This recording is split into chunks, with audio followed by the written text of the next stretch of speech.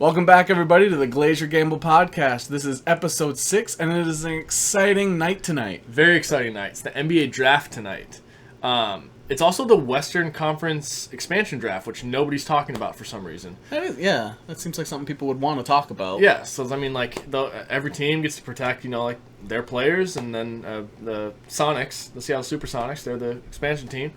They get to take them. No one's worried about that. They're just worried about the draft. So in the Western Conference? Western Conference, what about yeah. the Eastern Conference? I think they're doing that next week. Week? Yeah, so they're doing the Western Conference one this week. They're doing the draft, and then they're doing the Eastern one next week. Okay. So. Yeah, we should definitely talk about the Western Conference expansion draft where the Seattle Supersonics can pick some players. Everyone can watch the NBA draft tonight, but not everyone can watch the Western Conference expansion draft. Is there anywhere that they can watch it? Well, luckily for them, we bought the streaming rights to it through GGSN. The GGSN, so wasn't that expensive? No, I think it was, we bought the package deal, so we saved some money.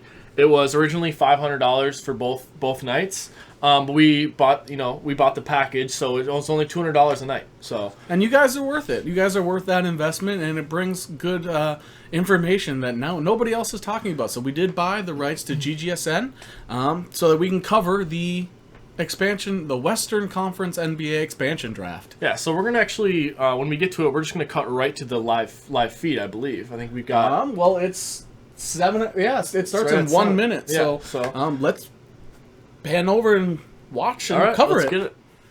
And welcome back to the Glaziar Gambol Sports Network. My name is Richard Little, and with me co-hosting the Western Draft expansion of the NBA is my friend and co-host for 18 years, Peter Smalls. Pete?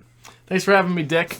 Now, the draft is a couple minutes away, but we will bring up a small graphic on who the Western teams have protected before we get right into it.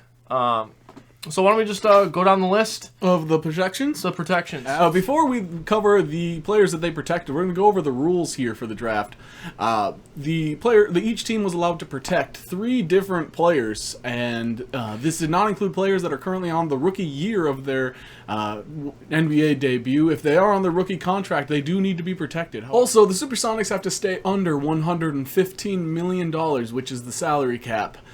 They must keep their entire roster of 15 under that $115 million.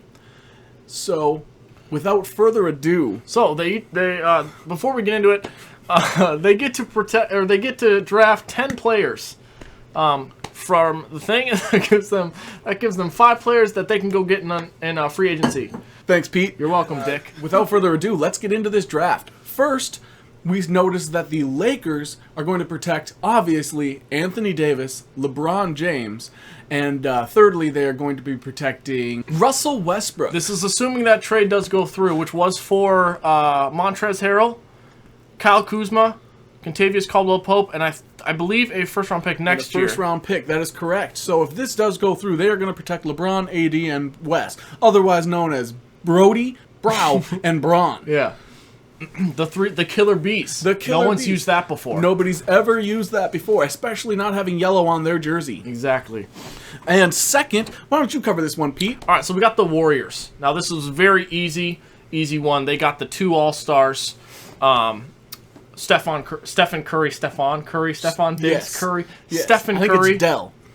That's his dad. Stephen Curry and Klay Thompson. They're also going to protect Jordan Poole for the third one. I think that is a controversial protection, but one that I believe they are protecting their future, especially with Steph and Klay potentially nearing the end of their career. I think a lot of people would expect them to protect Andrew Wiggins, but I believe they protected Poole not only to protect them in contract, which, if the Seattle Supersonics happen to take on Andrew Wiggins, they take on his contract, and that is removed from the Warriors' contract. Yeah, so that also comes into considerations for some teams. They've got these big cap numbers, Kemba, and they want to leave those players so that they can get them off their books. Right. So some of these teams might not be protecting those players that seem obvious, but they might just be playing the game right. Right.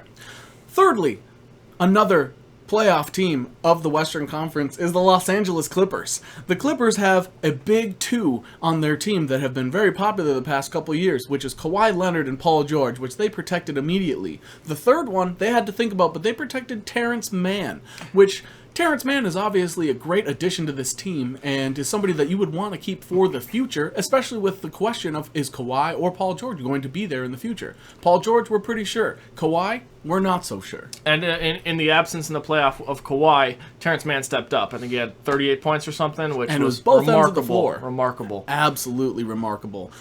Fourth on the list is the Pelicans. Pete, you want to cover the Pelicans? Sure. So we have, this one was probably the easiest for them.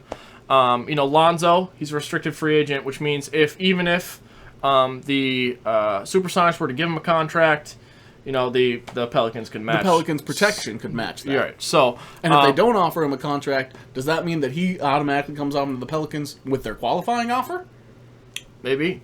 All right. I think Lonzo would be someone they would take anyway, but and then Brandon Ingram and Zion Williamson. There's the three young core members of that team. Even if Zion doesn't want to be there, he's protected. He's got to play there for at least one more year. So, absolutely, absolutely. So the next team, we're going to go with another California team, which is the Sacramento Kings. They haven't been in the playoffs for a few years, but they are on the rise. So the players that they are protecting experience and show this, which is De'Aaron Fox, Tyrese Halliburton, and I believe the third protection was Buddy Hield. They did go small with their protections, which some people may believe they should have protected Marvin Bagley. But with rumors out of their camp is that Marvin Bagley is not somebody they plan on keeping on that team. And here's another thing. I know the Lakers are eyeing for Buddy Hield. So it being draft night, you keep Hield, you could net more assets down the line if you keep him. It might be smart to protect some players, even if you're planning on trading them, because of what you get in the future. Right. I think the Kings are making a smart move there, staying young, going with the guards, knowing where the league's heading. And worst case scenario, you got a shooter, and everyone loves shooters. There you go. Which for 2 or 3 seasons he was at the same pace as Steph Curry for 3-point percentage. And I believe the Pelicans acquired him, when the Pelicans drafted him, or the Kings acquired him, the owner said he's the best shooter since Steph Curry. So there you go. That's what they think of him. That could be true. I don't think so, but it could be true. Me neither. Let's go to one of the teams that was in the finals this year in the Western Conference. Okay. The Phoenix Suns. All right. Who did they protect this year? Devin Booker, DeAndre Ayton, and Miles Bridges. Mikal Bridges. I was going to say, was it Miles Bridges? We're not in Charlotte. Okay. Yep, no, we're not in Charlotte, so it would be Mikal Bridges. The Bridge brothers, what I like to call them. They do have a couple cams on the bench that some people might think that they should have protected. What do you think? Cameron Johnson did very well in the playoffs. He did. And, it's someone you're going to have to risk because Mikal Bridges is, a stealing machine. And on offense, he just provides more scoring than Cam Johnson does. Right. Yeah, I think that was a smart three players to protect for the Phoenix Suns, and should be good moving forward. They did not protect Chris Paul, which means if he does opt out, he is out, or if they do opt him out, he is off their books, which could help them in case they do lose somebody like a Cameron Johnson. Right. They can fill and up if with if Seattle ends up taking Chris Paul, then that's $45 million off their books. There you go. The next is another higher-up seed in the Western Conference playoffs with the Denver Nuggets. Fun fact, I used to live in Denver for a few years. You did? I You did, Dick. Even though I was there for... Thank you, yes.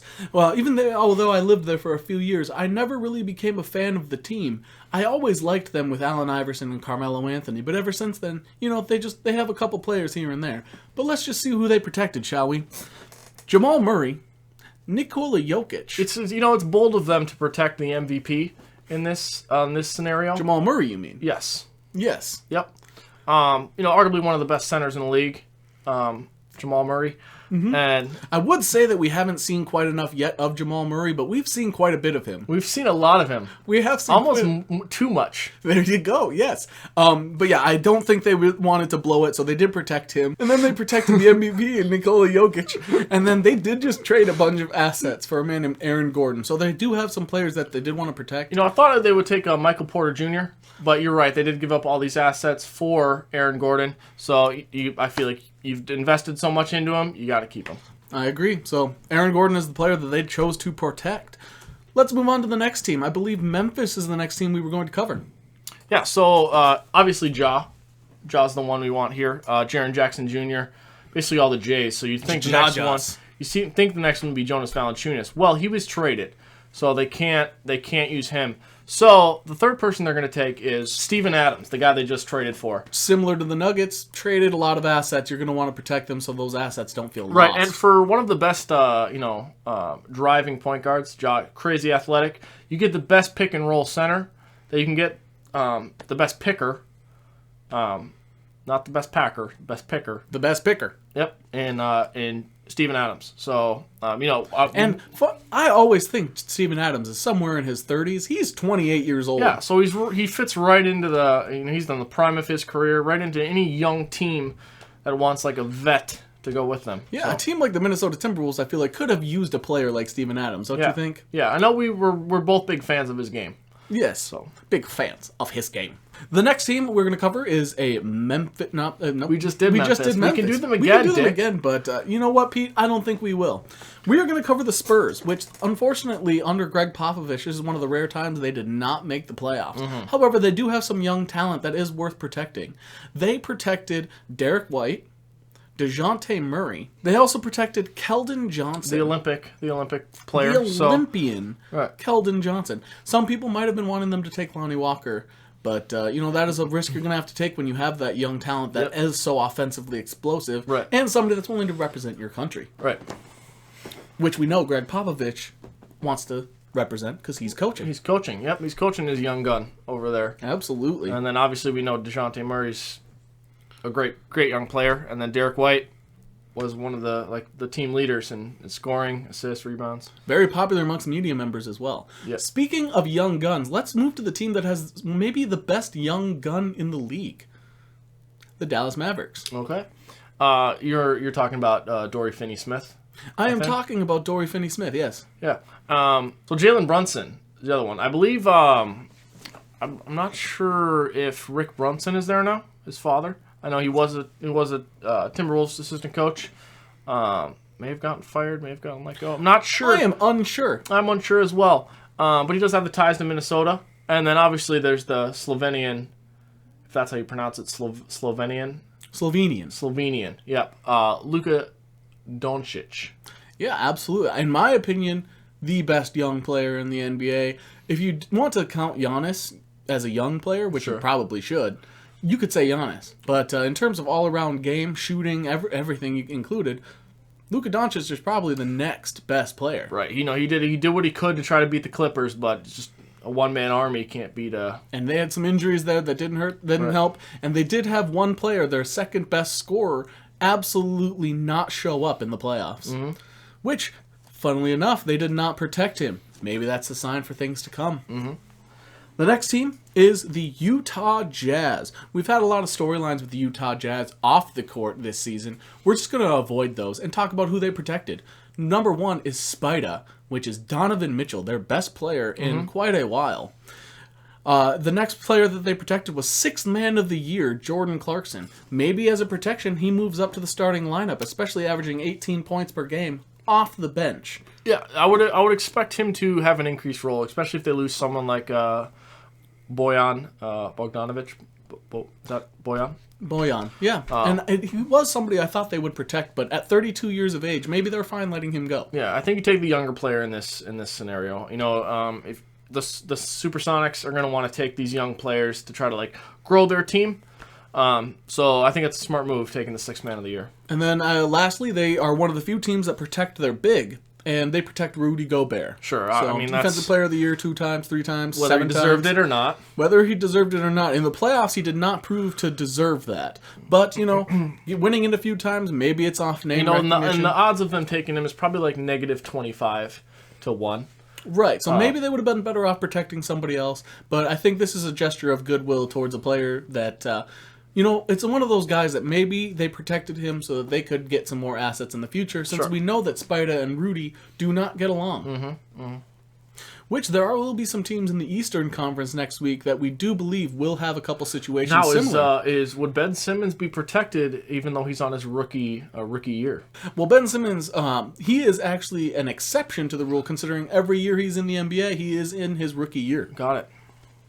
The next team is one of our favorites to cover, even though they do break our hearts, not just every year, but every day. The Minnesota Timberwolves. Yeah, and this one was also very easy. They're taking the big three, two of which the Philadelphia 76ers would want in any trade for Ben Simmons, as well as 4 first-round picks and 3 pick swaps. I think that'd be a start. Yeah, that's a good start there. So we're protecting Cat, the franchise player. We're protecting the person we traded a lot for, or they traded a lot for, because we aren't part of the Timberwolves Even though at all. we should be the owner of the Timberwolves, we are not. Right. So they're going to protect D'Angelo Russell, good friends with Cat, and they're going to protect the Rookie of the Year, Anthony Edwards. Great choices, Minnesota. They also Leandro Bolmaro. He's coming over. He'll be in his rookie deal. He's protected. He does not need to be protected, so he cannot be taken from them. So Exactly. even if they were to lose somebody like D'Angelo Russell, had they not protected him, they would have a point guard of the future. Sure. But yeah, they didn't protect him. There were a few players, because the Timberwolves are primarily just young potential, there are a few players that they are scared to lose that they most likely will. Yeah.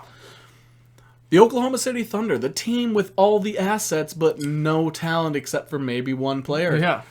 So SGA, he's been tossed around in basically every discussion for a number 1 pick or a number 2 pick or a number 3 pick or a number 4 pick or a number 5 pick. Basically anything in the lottery, his name's been attached to it. Even though nobody in the lottery will most likely have a 25-5-5 career average. Yeah, but they either want to get rid of him or teams want him. I'm not sure. I think they want to get rid of him, They considering just want more offered assets. for number 1. They just want more assets. They don't want players. If they can, they would have picks listed in their starting lineup, I believe. Exactly. Who else did they protect? Dort. Lou Dort? Lou Dort. Yep. Yeah. He was another great young player that looks like he was up and coming. I wonder what they would want to trade for him. The Thunder? The Thunder? They would take any picks, I think. I think Just so, any too. Any picks whatsoever. And then they also had another young big, another team that was looking at a young big that had potential, Basley, which is not Bagley.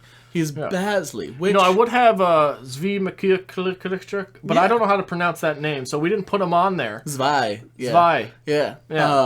Mikhailichuk. And then Maladon was another player they considered protecting. However, they went with a big because they noticed the other teams weren't protecting bigs, and they thought maybe with a young big we could actually make a wave in this league. Even though they were planning on trade him for more picks. Considering other teams would need a big, they were thinking they might be able to keep Basley to trade for picks. Exactly. Sam Presti, always thinking 10 steps ahead, never thinking about his next move.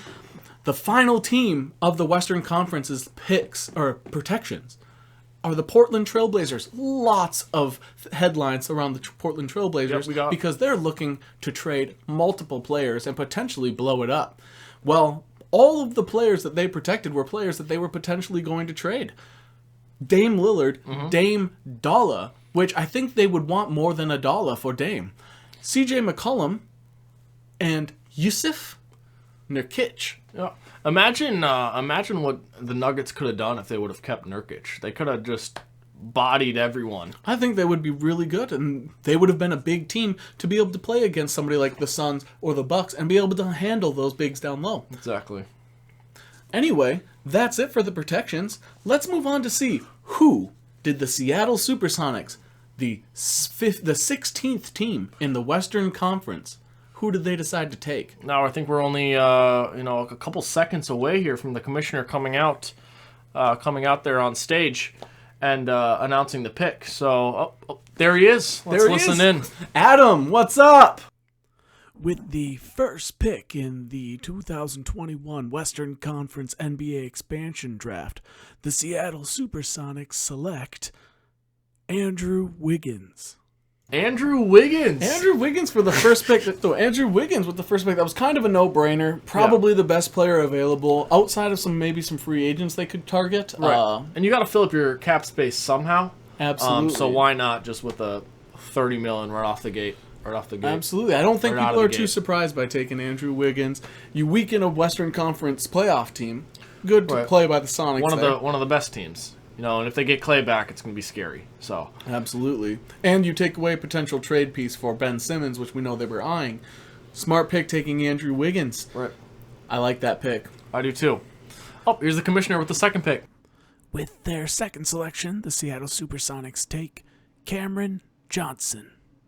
All right, weakening another strong playoff team, taking Cam Johnson with pick number 2, Seattle Supersonic Cam Johnson. Right. So I like the sound of that already. You know, he showed out in the playoffs, and you know, a nice young player to team up with your already young player. Yes. So very excited. They got to be pretty ecstatic so far how this is shaping. Two forwards. Looks like they are going wing heavy to start. Be strong in the wings and the forward position, which is smart in today's NBA. Sure. Number 3. Oh, looks like number 3 picks. They're going by quick here. He's already out here with the 3rd pick. The Supersonics' 3rd selection is Dylan Brooks. They're taking Brooks out of Memphis. Dylan Brooks, Dillian. I don't know what his name is. So yeah, they're taking a strong scorer. He absolutely demolishes terrible teams like the Timberwolves. Yeah, and there was a lot of scores right around that salary. And that mid-level contract, that Right. 10, somewhere between 8 and 12 million. Yeah. I believe he's around 11. I think that's a smart pick. You get a good guard, you get a strong scorer, a good shooter, because Wiggins and Cam are not the best shooters. It's good they have their primary shooter now. Sure. I like that. Oh, here's Mr. Silver with number 4. With their 4th pick, the Seattle Supersonics select Josh Hart. Josh Hart. You know, he did want a change of scenery, and did. you know, the Seattle Supersonics heard him. They did. They didn't hurt him. They heard him. Yeah. Yeah. I think that's smart. I think he's probably going to be he might be their backup, or he might be their starting point guard, or starting point guard next to Brooks. We're not sure, but I think he's probably going to be that 6-man. He does play that 6-man role really well. Right, and you know, they took it to heart. They took it to heart. Right. They took it to heart, and now Hart can take it to them. Exactly. Here comes Adam again, our good old friend. Why doesn't he just stay out here at this point? At this point, he might as well. There's no trades either, so Yeah. just stand there, Adam. We're the only ones. What are you doing? No one else is here. It's just us. That's the way I like it. They're all at the NBA draft. They're at the NBA draft. We went to the more exciting expansion draft. Yeah, we get free nachos. I think they have free nachos over there. Oh, here he goes. He waited for us. Thank you, Adam. With their 5th selection in the 2021 NBA expansion draft for the Western Conference, the Seattle Supersonics select Marvin Bagley III. All right, and with the number 5 pick, it looks like they did decide to go big. This could be their starting center, could be their backup power forward, but they went with the young Marvin Bagley III. Sure. I know he was quite unhappy with the Kings. The Kings were quite unhappy with him. Yeah. Absolutely. So, you know, it's a good player. Maybe just getting him out of there, moving him to Seattle, and just, you know, it's a good entertainment center. I know he has a rap career. You don't have to decide if you want to pay him now. No, absolutely. The Kings don't. They can just like send him out to Seattle, let them pay him, and you know, you can take Halliburton and Fox and Hield and just kind of run with them. Absolutely. And you know, they have some young talent. They also, with Bagley's contract freed up, the Kings can now look for a free agent big, and Seattle can look, if Bagley turns out to be as good as he could potentially be, they got a steal here, I think. Yeah, and if they get some extra picks, I'm sure OKC would want to trade Bagley. Absolutely. So they could do Bagley and a couple picks for Bagley if the Exactly. OKC decides to do so. Yeah. Very smart, Seattle. And Commissioner, number 6, let's hear it. With their 6th selection, the Supersonics take Ivica Zubac. Zubat? Guess who's Zubac, man? Zubac again. Yeah.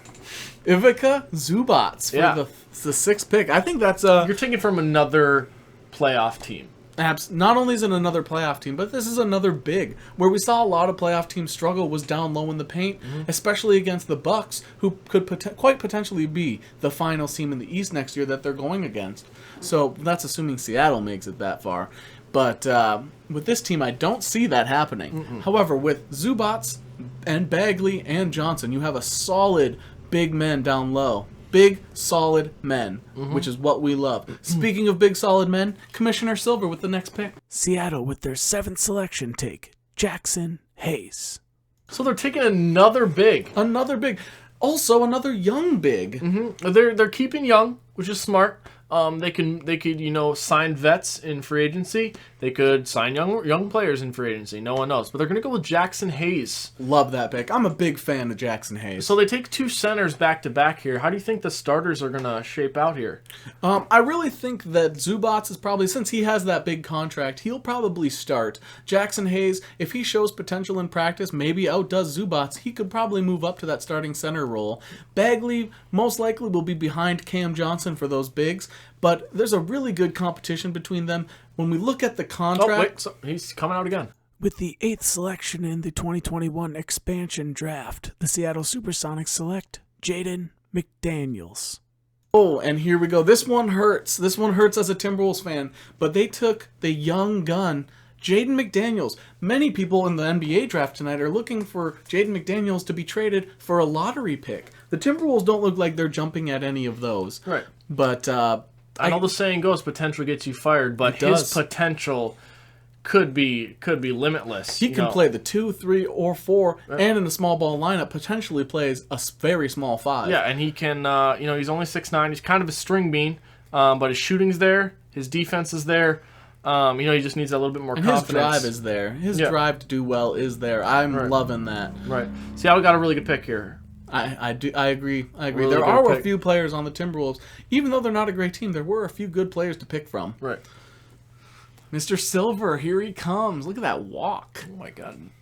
He just changed suits. Is he copying Mac Jones? I don't know. With their 9th selection, the Supersonics select Anfernee Simons. All right, another good player that I'm a big fan of, Anfernee Simons. He could play the 1, 2, or 3 with being such a tall point guard. He's very young. I think this is going to be the youngest player on their team. I believe Jackson Hayes is also quite young. I think he may be 20 years old as well. That's unbelievable. Unbelievable, especially with such talent. Again, potential gets you fired, but with a brand new team, an expansion team, potential is all that you're looking for. I don't even think they have a coach yet or a front office. Which, I don't know how they're hiring, drafting.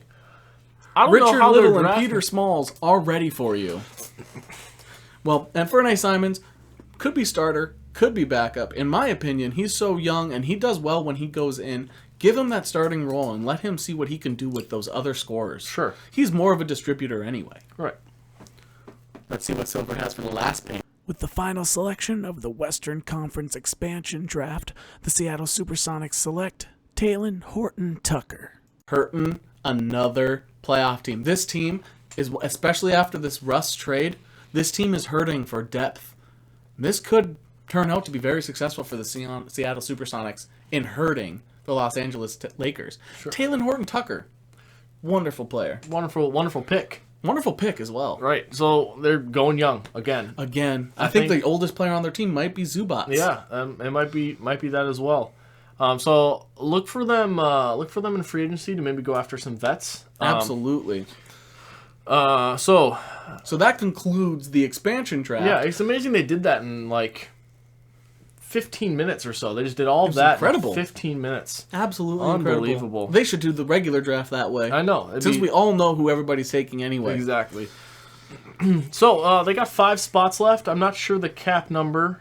Let's see here. $85.4 million only in 10 players. That leaves them with $29.6 million to spend on their last 5 bench players. So I'm looking for them to go after a vet point guard.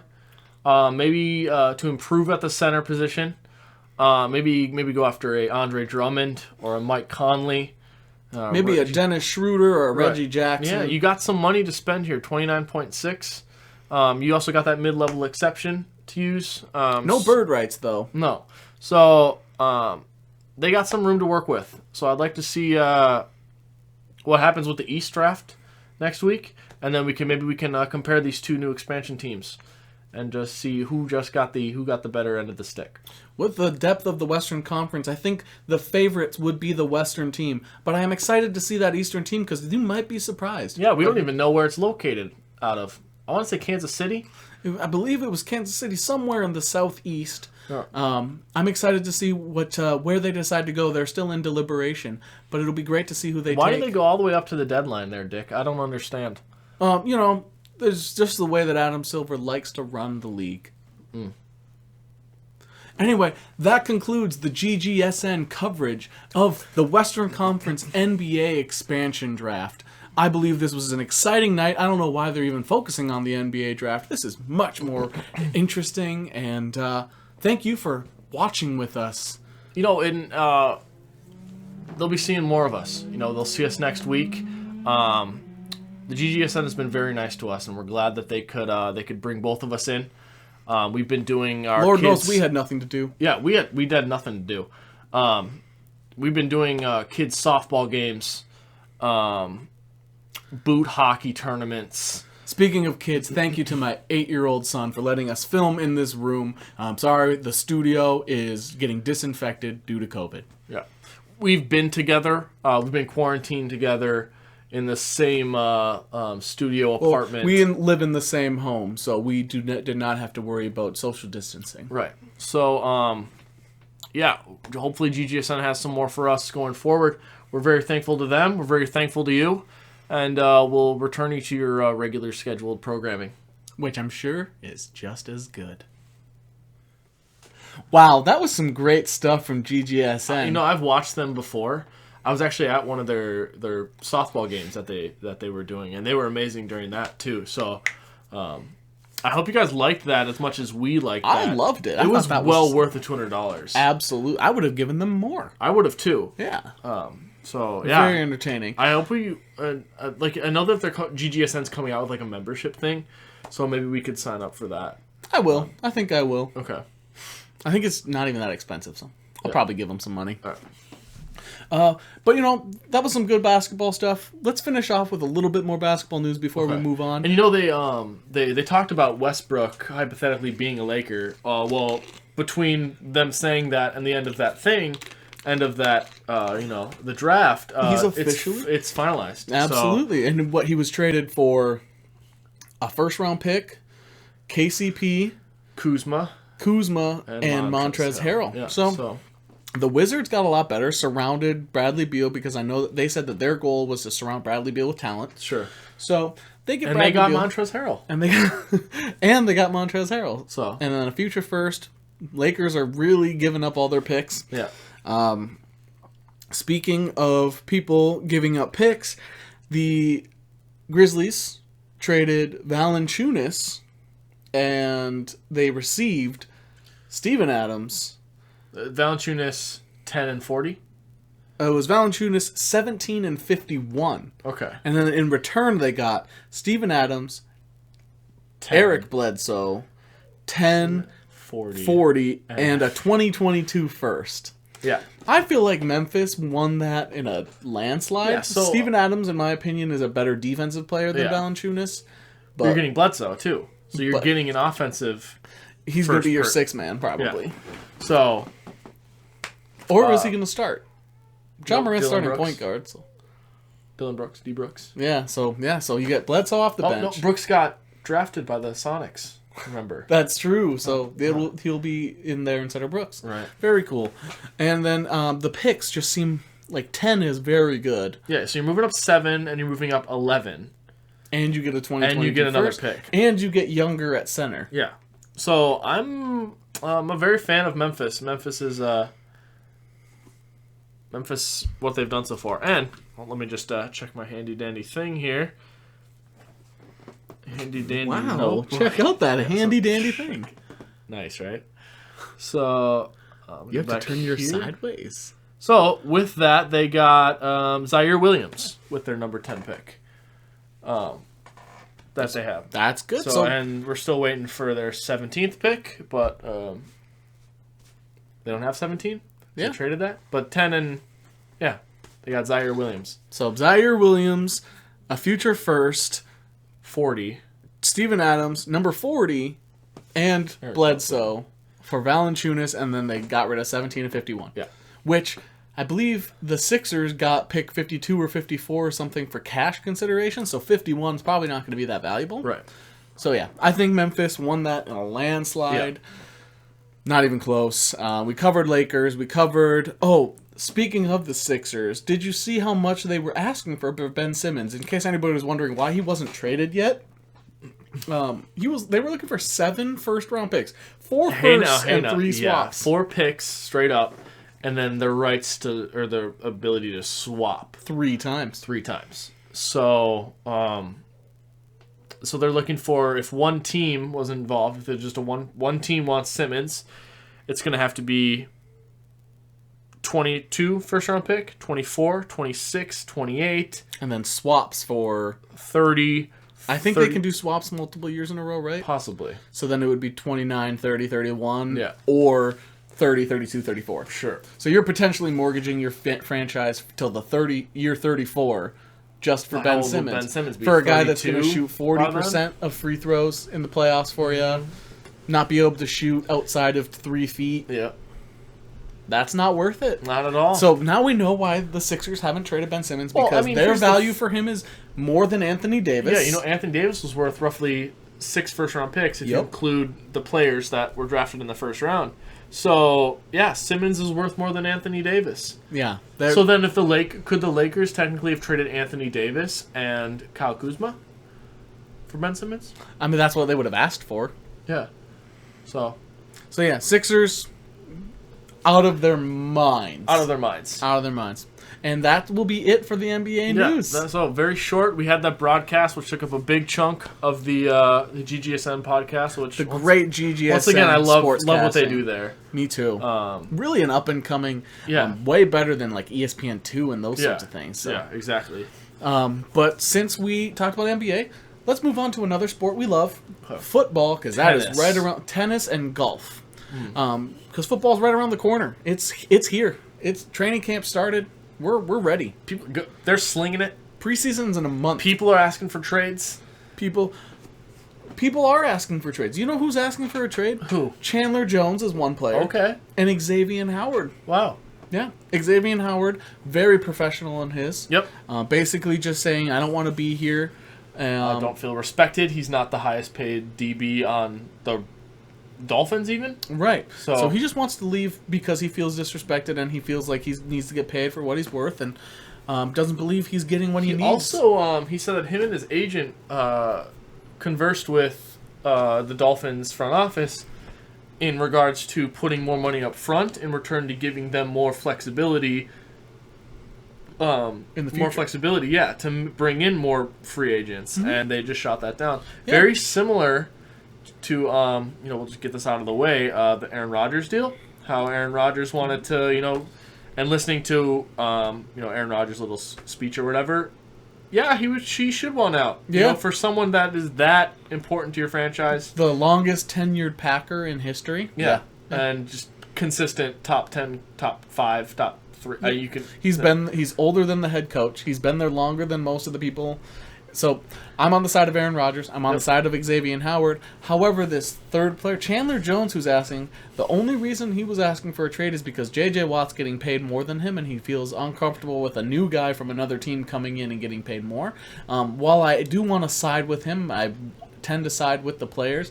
I don't necessarily like that. Why not just ask for a restructure of your contract if that's really the problem? Right. Why immediately ask for a trade unless the real reason is that he's looking for a different team, maybe winning a championship, and that's just the reason he's giving. Sure. But yeah, I thought that was a little weird. However, Xavier Howard, I like the way he handled it, and I like the way Aaron Rodgers handled it. The Chandler Jones, I like the way they both did too. The Chandler Jones thing, he's got ammunition to be like, hey, I want more money. Can we get me more money? Because I think since being traded to the Cardinals, he has the most sacks in the NFL since that period of time. Sacks? Okay, I misheard you there. Yeah. I mean, maybe the other one, too. He might. Right. So, he might. Bring back the party boat, or the... But yeah, so those are the players asking for trades.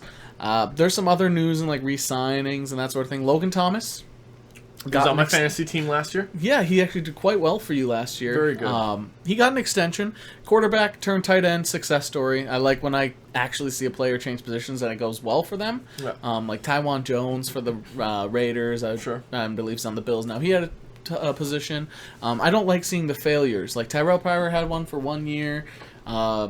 You got a few of those players that change positions. Byron Marshall is one right now. They're just not doing well. It's nice to see somebody like Logan Thomas do well. And Logan Thomas, they actually expected Dak Prescott to do the Logan Thomas thing and trade to tight end. Some people wanted him to do that.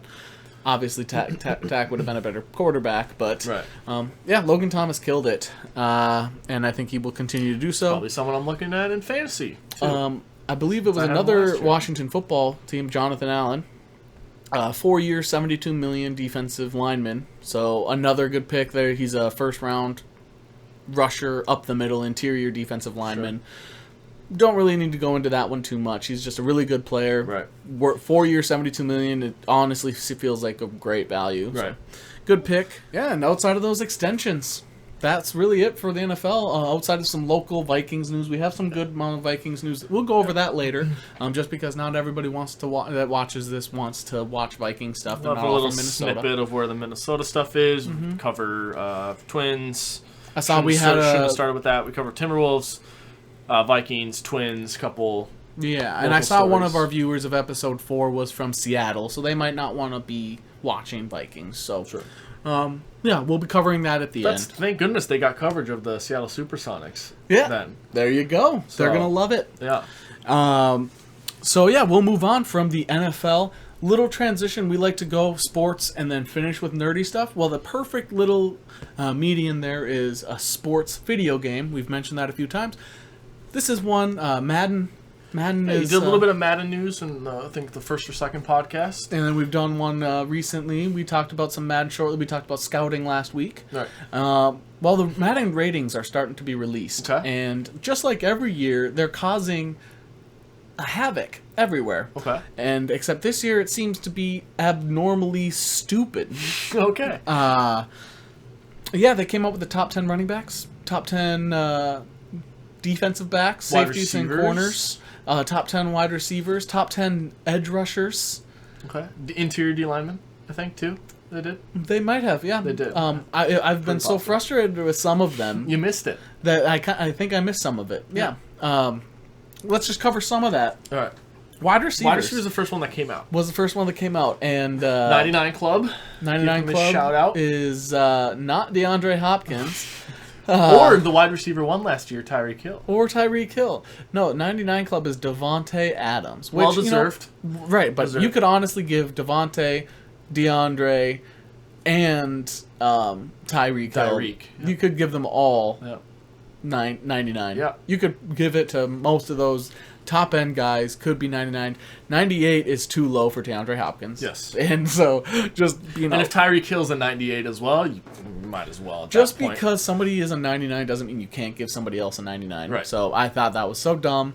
Adam Thielen, 14 touchdowns last year. Not a top 10 wide receiver. I looked this up. I wanted to compare it to something. So I looked up Devontae Adams in 2019, his 2019-2020 season. So it would have been his Madden 20 rating. And something along the lines of like 87 receptions for 1,100 yards and 5 touchdowns. That was Devontae? That was what Devontae had. And Thielen had 74 catches for almost 1,000 yards and 14 touchdowns. So I thought that was very similar. In Madden 20, Devontae was a 92, and I believe Thielen is lower than an 89, right? So, what's more important to the Madden? You mean that Thielen is lower than 89 now, even though his numbers were better than Devontae in 2019? Yeah, so I mean, you're losing 10 receptions. But you also have 9 more touchdowns. Yeah, which is insane. So, yeah, so I think he should be right around 92. Yeah. And if the yardage and the receptions is more important, then he should be a 91. Yep. So he should have been on that list. So I thought that was the biggest thing that came from not just because we're Minnesota fans. There were a lot of comments saying that Adam Thielen was snubbed. There was a lot of people saying Justin Jefferson was snubbed. I think Jefferson, 1 year in the league, you can't put him in like the 90s. Right. But Adam Thielen has earned that. I don't think a lot of players care about Madden ratings, but a lot do. Saying that he's not even a 90 overall is disrespectful, considering he's probably the touchdown leader or a touchdown leader over the past 5 years. Sure. Julio Jones hasn't played a full season in a while, and he's like a 94. Amari Cooper was on that 93. list, and I think he had like 4 touchdowns last year. Yeah. So, and they gave him. I think Amari Cooper was like one of the highest route running. Yeah. Stephon Diggs was up there, which he deserved. Stephon Diggs, yeah. Stephon Diggs there was a lot of fine. players that deserved, but Amari Cooper was too high. Tyreek Hill, DeAndre Hopkins were too low. Adam Thielen was too low. Michael Thomas was too high. He hasn't played, and he's out again. Yeah. Keenan's been healthy the last couple of years. Keenan's been doing well. They did specific stats. They did like route running and broke those down. Who's the top 10 in each of these specific stats? We won't really go into those.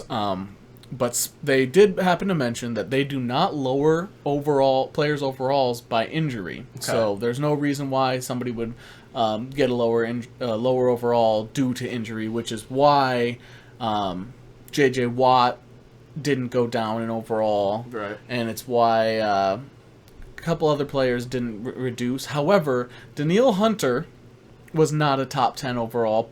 Yeah. And there's no reason why he should.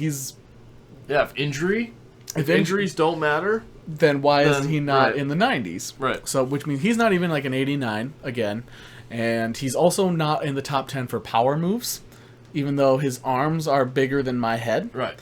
I don't understand that. There was another edge rusher who wasn't in the top 10. Who I think Joey Bosa or Nick Bosa might not have been in it. They both were. They were both in it. Or power rush, you mean? For overall. Yeah, overall they both were. Okay. Like 8 and 9. Well, there were some other players that, like, I don't want to focus on the Vikings because obviously that's who I'm most sour about. But, yeah, there were a few players that didn't make it into the top 10 that should have. The safeties, however, was the most angering for me. Like, that was the only one where I, like, felt a genuine reaction. Harrison Smith was like an 80-something. 90 or I just looked it up. So Harrison's 90 when he should be like at least a 94. Wasn't like a year ago he was like a 97. He was the number highest. 1 overall safety last year, and he didn't get worse. Yeah. He had a couple interceptions even. So Tyrann Mathieu is the top safety. Super Bowl winning. Right, who's super good. So, but Budda Baker? Jesse Bates was only a 91. Budda Baker was the second highest, which I don't think Budda Baker's the second best safety in the league. You could argue with me that Jesse Bates is, but he was number 5 or 6. Justin Simmons was right below Jesse Bates. I think he was the same as Jesse Bates. Adrian Amos, Eddie Jackson. However, Minkah Fitzpatrick was an 89. That one was... Minkah Fitzpatrick statistically was the number 1 safety last year. And he was an 89. I thought that was the worst, the most egregious pick this year. A lot of Steelers fans were very upset with that, but then they had T.J. Watt at a 94. They also had T.J. Watt at 94, and Cam Hayward for the defensive ends was like a 94. Yeah, so they had a couple players that were rated well, but Minkah Fitzpatrick deserves in the 90s. The fact that he's not even a 90 flat was one of the most just abysmal choices they've ever could have made. He was like an 87 or something. Yeah, I think he was 87, 88. Yeah. Just terrible. Right. But yeah, the safeties were the one I was most upset about. John Johnson also was a top defensive back last year, wasn't in the top 10. That I'm just not sure where they decided what to do. They say certain players don't lose overall due to injury, but it's clear that they do. They say they don't favor certain teams, but it's clear that they do. Another big question mark in regards to the Madden ratings were their running backs. Yeah.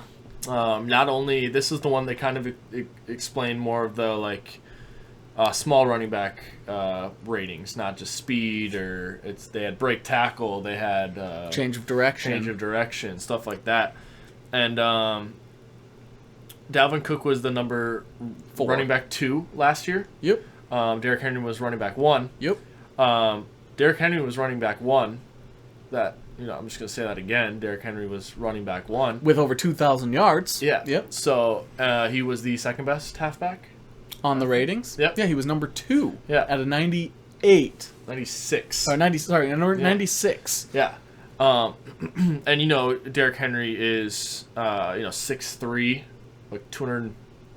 I don't even know what he is. Yeah, I think Derrick Henry was somewhere around 240, 250. You've seen some of Derrick Henry's highlights? Yeah. And he's an impossible guy to Which tackle. is why he's the number 1 stiff arm Yeah. Because of him sending Josh Norman and I can't remember the other player just into other worlds with his arm. Yep. But he doesn't have the highest break tackle. He does not have the highest break tackle. Alvin Kamara doesn't even have a top 10 change of direction, even though he might be one of the shiftiest backs in the league for the past 10 years. And Dalvin does, which Dalvin has the highest change However, of direction. Dalvin is slower than Derrick Henry. Yeah. And he's not even in the top 10 running backs for speed. Yeah. Yeah. So Alvin Kamara not being in the top 10 for change of direction. So Chubb was the number 1 in break tackle. yeah, which I didn't really get. I didn't understand. Like, Chubb's a great running back, but he's not 6'3", 280 pounds. I saw somebody on Twitter, so not sure exactly how accurate it would be, but Somewhere between 90 to 95% accurate, most likely. they said that the Browns saw the lowest amount of decrease in overall ratings and the largest amount of increase in overall ratings. So they're calling it the Brown bias. Okay. I thought that was interesting considering Edge rusher? 99 overall or 98 overall Myles Garrett. Mm-hmm. But they don't lower players due to injury. Yeah. So, which is why Christian McCaffrey's number 1. But anyway, Number 2. so yeah, we had a lot of things with Madden that the ratings kind of were a little off. I think they need to go more in depth. You can have a larger team doing it, or maybe test it out. I think I've pitched this before, like 5 years ago. Poll the fans, and once you get at least a few thousand responses for certain players, average it out. So again, you're going to have to increase the size of your team. And Lord knows EA makes enough money. You could use a 1% of the MUT earnings and probably able to pay your entire ratings team. Average those out, and then for once those like averages of maybe the top 10 players, maybe that's who the fans only do the top 10 players or the top 20 players. You average those out, and then all the other players and the smaller like ratings that they don't necessarily care about, like wide receivers throw power. Right. Those can be done by your team of 50 or 100 people, and that's it. Like, Yeah.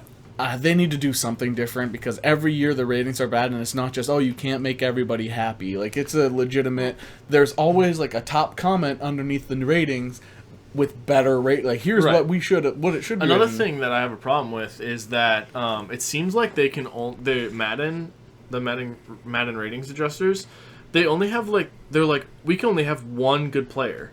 Mm-hmm. Like, we only have, there can only be one 99. Somebody has to be a 99 to show that they're the best. Well, it's like, no.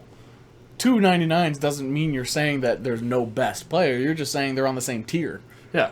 Yeah, I agree with that. And if you really need to have somebody be the best, bring back 100 overall ratings. Right. Bring back, so you have 2 99s. Say DeAndre Hopkins and Devontae Adams are both 99. Give DeAndre 100 overall spectacular catch, and that's the difference. Right. Give Devontae Adams 100 catching. Sure. There's your difference. Right. Then you still have players that are the same overall, but you can say one is better than the other in ratings-wise. So, Sure, DeAndre Hopkins' catch in traffic could be a 100. Absolutely. Because he caught... Derrick Henry's break tackle could be 100. Oh, no, he's not even... Chubb? Chubb's break... There you go. Yeah. Kamara's change of direction could be an 80. Kamara's jumping should be a 99. He broke the record for the vertical jump previously set by Adrian for rushing Peterson. touchdowns. Gosh. See, and that's another thing. We're Vikings fans, so we probably don't like Saints or Alvin Kamara. Right. We think Alvin Kamara needs to be way higher. Come on. No, he's running back 4, maybe? In fantasy football, he'd be running back 4? We had a comment on our last video asking us who would we take number 1 overall in our fantasy football draft. I said you could make an argument for Alvin Kamara to be your number 1 pick. Right. I said I would take Christian McCaffrey just because I took him last year and he screwed me over. You got to second place, though. I did take second, but Kamara also screwed you over. Yeah, because Kamara was the person I went against in the final. But Christian McCaffrey, no way he'll get injured for a full season again, so he'll come back. But then I said Derrick Henry, Dalvin Cook, Alvin Kamara. You can make an argument for any of those 4. Yep. Alvin Kamara should have been higher. Yeah, I don't want to go into it too much. We already talked about it a lot, so Yeah, we'll probably have a Madden segment coming up when we get the full ratings. And we can really do like a deep dive into what we think is wrong, incorrect, what should be better. We'll also have more Mount Rushmore in the future, more All-Starters, and some fantasy football stuff very soon. Fantasy football probably starting next week just because football's around the corner and we got to get that going. You guys, based on what we've seen in analytics and responses on Twitter and that sort of thing, you guys want to see more football, so we'll be bringing you more football. And then that is it for Madden, football, basketball. We can now move on to our nerdy stuff. We can move on to some Marvel. Contrary to what we've said a million times, there is Marvel news. Yep, there's some. There is actually quite a bit of Marvel news that has been pretty interesting. We'll just hit some of like the boring legal out of the way first. Sure. Scarlett Johansson is suing Disney/Marvel because they had contract talks about Black Widow, and they told her that they would not be releasing Black Widow on Streaming service. They said it would be a theatrical release only, which is how they negotiated her pay. But because of that, when they did decide to release it on Disney Plus, Scarlett Johansson didn't see any of the Disney Plus money. As a producer, she only saw it as an actor, which means I believe they said the number was she lost out on about, but she, instead of making $50 million, she made $20 million, something so along. that's significant. Right, that's a significant amount because she didn't get the Disney Plus money. And when they announced that it was going out on Disney Plus, Scarlett Johansson's team reached out to Disney and Marvel, which she never got a response from, even though they had previously stated that they weren't going to release it. They have the paperwork for it. Disney responded saying that it has no merit in this lawsuit, that her complaints have no merit. Well, we will see, because her lawyer and her agent did have receipts. So Sure. We'll find out. Just that, we'll get that quick out of the way. I'm on Scarlett Johansson's side. Just She should be owed money. she helped produce the movie and she was a star, so you should give her her fair cut for both. Especially if she's on her way out. You know, like, Right, since she won't be coming. And now with this lawsuit, there's no way Natalie's coming back. Or Natasha. Not Natalie. Scarlett. Natasha. Natasha. Natasha Romanoff. Natasha Romanoff's coming back. So, yeah, Nat. Yeah, but that's it for that. We don't have to talk too much about lawsuits because that probably bores people. Another quick hitter with Marvel. Midnight Man. Moon Knight has casted Midnight Man. That'll be the main villain. If you're not familiar with Moon Knight, Midnight Man is just one of the primary villains from the comics. I don't want to go into too much detail of that just because not a lot of the details of the story are confirmed, so we're not sure what type of Midnight Man this will be. But yeah, that was just a quick casting that's happened that I wanted to mention. Do you have anything to add to that? I think Moon Knight is kind of in a similar thing for Blade for me. I don't know what to or a Punisher thing going forward. I don't know what to exactly expect. Are we going to get a PG-13 version when it's a very, very possible to get a It's going to be Disney R? Plus, right? Yeah. So I don't think you'll get anything rated R on Disney Plus. I think that's just people are going to have to come to the agreement. Like anything on Disney Plus will probably be at most it'll say 14. It'll the R14. TV 14 or whatever. Yeah. I think that'll be the highest rated you'll get. So Moon Knight will probably be TV 14, even though it needs to be R to be true to the comics. But yeah, I think that's all we'll get. I want to see a costume too. I want to see a costume. Costumes Just like Blade have been really good for this new phase of Marvel. If they keep that up, Yeah. it better be a silver and white, tight cape. He needs it all. Another casting that happened, or rumored, was Jodie Turner-Smith as Calypso for Kraven. Kraven is a Kraven the spin-off Hunter. of Spider-Man that's coming out. That is going to be... The guy who played Quicksilver is going to be Kraven. Aaron Taylor Johnson. Aaron Taylor Johnson. And, she will be Calypso, which you've mentioned heads towards more like the anti-hero for Right, which I think Kraven. that's what they're trying to do with these like spin-off ones. Absolutely. Morbius, Venom, which apparently will make a lot more sense. Their Spider-Verse will make a lot more sense once No Way Home comes out. That's what they've stated. Mm-hmm. And then with Kevin Feige saying that, not saying no to these Spider-Verse franchises, like it could happen tomorrow, it could happen in 20 years, it could happen never. Yep. So with them saying that Spider-Verse will make more sense in regards to No Way Home, Kevin Feige saying that, and now that we're getting some anti-hero / people, I'm excited for the Spider-Verse going forward. So, Same. I wonder how it's going to make sense. I'm guessing multiverse, but It's gonna be multiverse. So. I think that's the way they're heading. In like instead of time travel, it's gonna be multiverse travel, Right. And that's why Ant-Man is gonna be such a huge Right. thing. Especially Ant-Man has just started filming, Right. as well as Loki season 2, and both have just begun filming and- already. yeah, Loki season 2 I was surprised to hear, but Same. the Ant-Man news is exciting because Fantastic Four are possibly rumored in that as well. So Fantastic Four and X-Men are the two big rumors that are coming out. Boss Logic, who we know works for Disney or Marvel, at least on occasion by contract. I don't think he's an official employee. he did a cover for the first. He recently did an image of the Fantastic Four logo with the Wolverine swipe and X-Men behind it. Right. Obviously, could just be him doing art, but yeah, I think X-Men and Fantastic Four are both rumored to be showing up sooner rather than later. Soon, yeah. Fantastic Four was originally projected to be one of the later projects, but I think they'll be coming sooner than we think. Yeah. The question is, will they bring in Fantastic Four before or after we've dealt with Kang? Because He's a Nathaniel Richards. He's a descendant of Reed Richards. exactly, he's a So. descendant of Reed Richards and Doctor Doom. I like the idea of one singular big bad, Right. and if you have Kang and Doctor Doom in the same, Yeah, I know they wanted to do kind of a big bad in space and kind of have like their space Right. person. That's where you're going to have the Thor characters, you're going to have the Guardians of the Galaxy players dealing with this big bad in space. And then you've got your Avengers, your home people dealing with a threat on Earth. so Doom, Kang. I don't really want them to cross over too much, but if they do, No, I'd I'd really like need for them it to do just be Kang right Yeah, now. exactly. I want Kang, especially And with Doom can be a third one. Or especially with Galactus. Jonathan doing such a good job Right. as Kang. So, I mentioned that Spankman. Spankman. I'll let Paul Rudd spank me. That's all right. Ant-Man and Loki. Loki season 2 have begun filming. Another rumored casting. Idris Elba did a recent interview and said that he would be open to a Heimdall return and that he might potentially be coming back in Multiverse of Madness or a future project. Right. We talked about this shortly, you and I off camera, but I thought that was really weird considering Idris Elba asked for Heimdall to be killed. Right. Which is why they killed off Didn't like Heimdall. the makeup, he didn't like the costume. It was very part. Jennifer Lawrence as Mystique. Right. Like, I'm not enjoying the filming. I'm not enjoying the character. I don't like the costume. It was none of it. Nothing about the character made him feel comfortable as an actor. And why would you want to come back as that unless it's like, oh, hey, but we'll give you a bunch of money. Right. Oh, sure. Yeah, sure. like, and with I believe Multiverse of Madness is coming out before Thor. Yep. Thor Love and Thunder.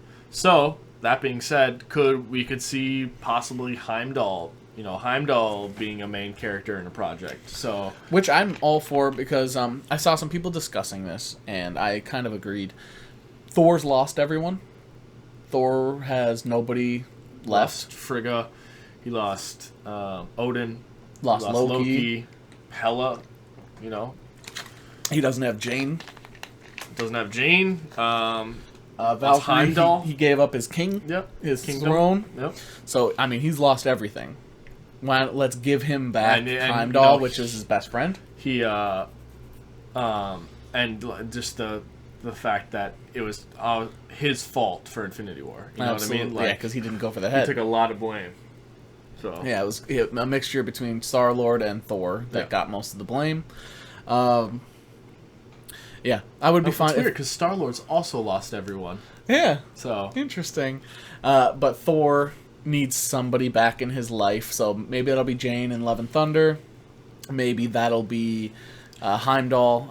I also think Idris Elba is a terrific actor. He's Right. also very cool as a person. yeah.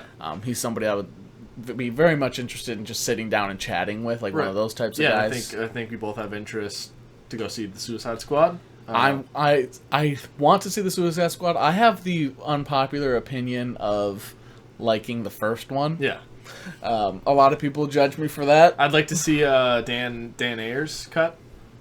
Yeah. Dan Ayers cut of Suicide Squad because he's like the theatrical release is not my movie. Right, yeah, that's what he So- said. And including like 30 more minutes of Joker. Yeah. Which a lot of people hated Jared Leto's Joker, so saying that like that is your selling point might not sell a lot of people. I liked Jared Leto's Right. Joker. I like the different take. I saw a few people like have set like a couple big writers and like comic book writers have had previous things written about enjoying Jared Leto's Joker that have since been deleted because of how much flack they got for it. Yeah. So I'll be straight out and say Right, it's I not liked. like we don't like the other take. We like obviously Heath Ledger's Joker's iconic. I occasionally look up that scene. Yeah. Where he's like, But Cesar Romero was one of my favorite Jokers, and he was 60s. Jack Nicholson was a terrific Joker. Joaquin Phoenix was a wonderful Joker. Yeah. Heath Ledger so was good that he broke the record for a rated R comic book movie, and they're doing a second one. Even though he said he didn't want to do a second one. But there's another money kid, talks. and just like Idris Elba. Right. So I liked Joaquin Phoenix's. Not Joaquin Phoenix, but yes, I liked Joaquin Phoenix. But I like Jared Leto's Joker. And I liked that Suicide Squad movie, but I still think that this one's going to be better. Idris Elba looks really good in it. I like how they've been really secretive about it.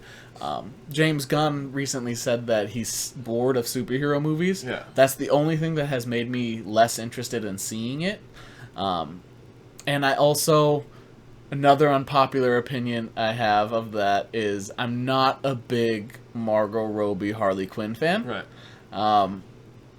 I think she does the character slightly above average, but it could be better. Right. I think she kind of stole the show in Suicide Squad.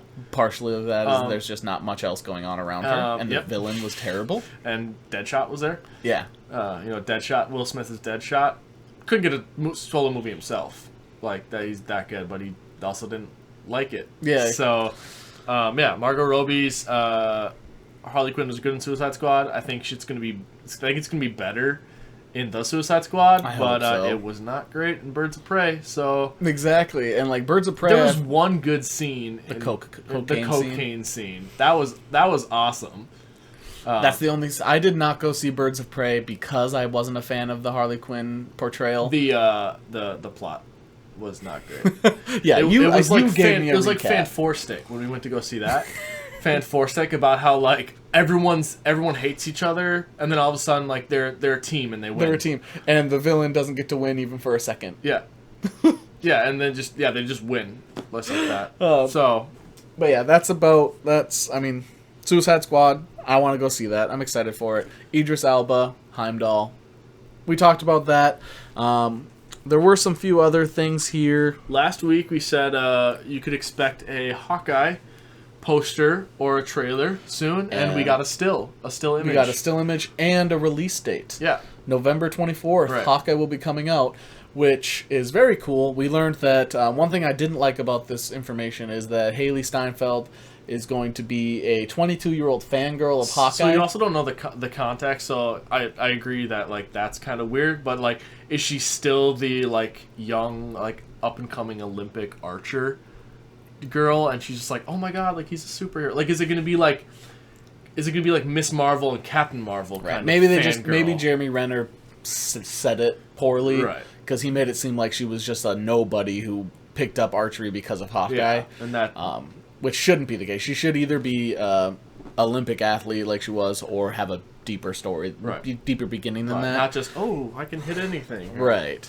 And then the other thing we talked about is coming out with on the 24th means you're constricted on or restricted on when you're going to let Miss Marvel. When are you going to release that? So that kind of like I talked about this with What If being in August, right? Early August. Sure. And that's going to go for 10 weeks. 2 weeks from now, What If comes out. So that's going to go for 10 weeks. And I don't know where that's going to put you. Is that going to put you into October? Yeah, so that should put you at the end of October, the last week of October. So I don't think they're going to overlap them. So when is Miss Marvel going to come out? So What If isn't canon, Right. so it's not part of the next phase. It's not canon? Then why is Captain Carter rumored to show up in... Well, it's not supposed to be part of the next phase. Right. So they could, in theory, overlap it, and the people that are interested in watching only the next phase could just not watch What If. I do think they have lower expectations for What If being an animated series, but I think they could overlap with that. Otherwise, they could only... Then isn't that weird that Hawkeye has a release date and Miss Marvel doesn't? Yes, but with Miss Marvel's biggest attachment is with Captain Marvel. Right. Captain Marvel doesn't come out till 2022, so in theory, you could release Miss Marvel anytime between Hawkeye and Captain Marvel and still be okay. Right. So maybe, but they said it was coming out in 2021. Right. So maybe... Which timeline-wise, it looks like it's going to get pushed back, possibly. It's going to overlap the last episode or two with Hawkeye. Right. So if you do like a Wednesday, Friday, right, like you do a Wednesday and then you release Miss Marvel on Friday. So the last episode of Hawkeye comes out on Wednesday, like the last week of December, and then that Friday, the last week of December, Miss Marvel comes out. Maybe. I think that's really all they can do if they want, or they're going to overlap. Yeah. And if they overlap, you're asking a lot of people to devote a lot of time watching your stuff. Especially with Shang-Chi coming out with the new trailer just came out. Eternals in November. Eternals. Spider-Man. You're asking December. people to devote a lot of time to Marvel, which they might not have, especially with everybody at work Keeping it once a week. Like the once a week thing is good. And so you're either going to overlap What If or you're going to overlap Hawkeye. So I don't know if it's going to come out this year. We'll see. I'm interested. Once we find that out, we'll definitely let you know. But yeah, a Hawkeye information was good. Miss Marvel, what I'm looking for, and then What If is coming out soon. We'll definitely give you updates on What If because we're big fans of that. So yeah, we covered a lot of the Marvel stuff. There's only a few more things we have left to cover. Some of them are a little bigger than others. One thing is canon. Is that what your mom told you too? That's what she had to tell me because I kept coming home crying from the locker room. But Guardians of the Galaxy, the holiday special that's coming out, they stated will be canon and will have things in it that you will need to see in order to understand for Guardians of the Galaxy 3. I think that's an interesting choice to do that. I like it because it's not. You don't have to devote that much time to it. Right. It's you don't have to devote that much time. It's kind of like a quick hitter of information. Yeah, it's like I think it's gonna be like an hour long. It's not gonna be a full movie, I don't think. But it's also how are they gonna promote it? Is it gonna be a Disney Plus Premiere Access? Is it going to be in theaters? You also have two actors with singing training backgrounds. I'm not sure if Zoe Saldana has. She seems like somebody that would. She's been in the she can top, do anything. Top 3 grossing movies of all time. You could say she's a top 3 actor. She's done everything. Avatar. So if you told me Infinity War, Colombiana, that one I loved Colombiana. But yeah, so if you told me she could sing, I wouldn't be surprised. But Chris Pratt and Bradley Cooper are trained in singing, so if there could be some good music in it. James Gunn, I think, is creating that too. So they're actually filming at the same time as Guardians of the Galaxy. So I'm excited for that. So when I saw some people were mad, like, why would you make us watch something so stupid? Remember the Star Wars holiday special? Remember the 85 Bears holiday? But yeah, people were saying, like, why would you make us watch it? It's not gonna be bad. It's not good. There's no way Marvel would come out with something this late in time, 2021, and come out with something. They mentioned it in the Disney Investor Days and whenever. They wouldn't bring something up like this and create something like this for it to be bad and have it be part of one of their biggest movies that's going to be coming out in the future. Right. If it's going to be bad. We've been waiting. Yeah, we've been waiting for Guardians of the Galaxy and the fact that they're going to do this holiday special. It's going to be serious, but it's still going to be funny. And that's the Guardians of the Galaxy, which is the way to do mantra. it. So, outside of that, another piece of like big news was Gargantos has been cast for Doctor Strange, which Gargantos, for those who don't know, is related to Namor, who Namor is going to be, sounds like the main villain in Black Panther 2, Wakanda Forever. So, I think that's cool. So, Namor... Also, like, out of the 6 million theories or rumors that come out of Doctor Strange, Multiverse of Madness... he was going to try to put together the Illuminati, apparently, and Namor has been a part of the Illuminati before, so I don't know if that's going to be the case. But hinting at a million different things is anything could happen. That's the Marvel strategy: hint at a million things, get everybody talking about it, and then do something nobody talked about, and everybody get mad about it because they got so hyped. But it's still good. But they all get mad because it's overhyped about what they wanted. But yeah, Gargantos was added. And that'll be really cool. I like that character. I think that's a fun hero to add, or villain to add. There's also another big, I forgot what it's called. It's like the giant eye, like Cthulhu thing. Yeah. I don't know what it is. I think it was Cthulhu, like the Marvel version of Cthulhu. Yeah. But that's going to be in there. That's rumored to be in Doctor Strange too. So I don't know. So much stuff. Everything. It's going to be a hoot. A hoot and a half. Yeah, it's going to be great. And I believe there was one more Marvel thing we had left. 9.